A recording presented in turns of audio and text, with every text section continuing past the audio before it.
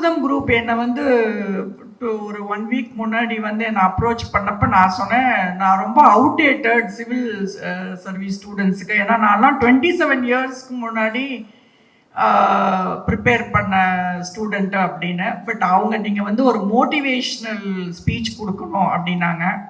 சரி, motivational speech கொடுக்கணும் அப்படின்னா நான் எப்படி அந்த காலத்தில் கடந்து வந்தேன். லேட் 90s நான் படித்த காலம் வந்து லேட் 90s. அப்போ வந்து லேடிஸ் வந்து ஹாஃப் சாரி தான் போடணும், சுடிதாரே போடக்கூடாதுன்னு சொல்கிற காலம். ஸ்கூல்லலாம் ஹாஃப் சாரி தான் போடணும்னு ரொம்ப ஸ்ட்ரிக்ட் அந்த காலத்தில்.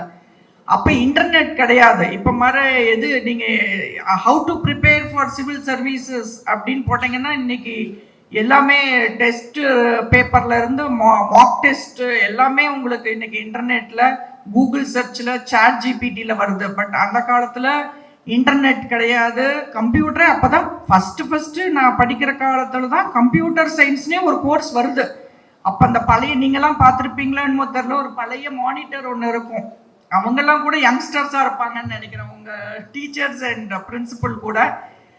அந்த மாதிரி காலகட்டத்தில் நான் அந்த வில்லேஜில் யாருமே ஐஏஎஸ் ஐபிஎஸ் படித்ததில்லை, சிவில் சர்வீஸ் படித்ததில்லை. அந்த சின்ன வயசில் எனக்கு ஒரு ஆசை, ஒரு ஐஏஎஸ் ஆஃபீஸர் ஆகணும், ஒரு கலெக்டர், ஜில்லா கலெக்டர். அப்போல்லாம் சொல்லுவாங்க, ஏதாவது குறும்புத்தனம் பண்ணால் சொல்லுவாங்க, நீ என்ன பெரிய ஜில்லா கலெக்டரா. ஸோ நம்ம வந்து ஒரு ஜில்லா கலெக்டர் ஆகணும்னு அந்த அந்த அப்போனா என்னன்னே தெரியாது, அவங்கள பார்த்துட்டு கூட மாட்டோம். ஒரு ஜில்லா கலெக்டரை அந்த வில்லேஜ்லாம் பார்க்கக்கூடிய சந்தர்ப்பம் கூட கிடைக்காத சூழ்நிலை அப்பெல்லாம்.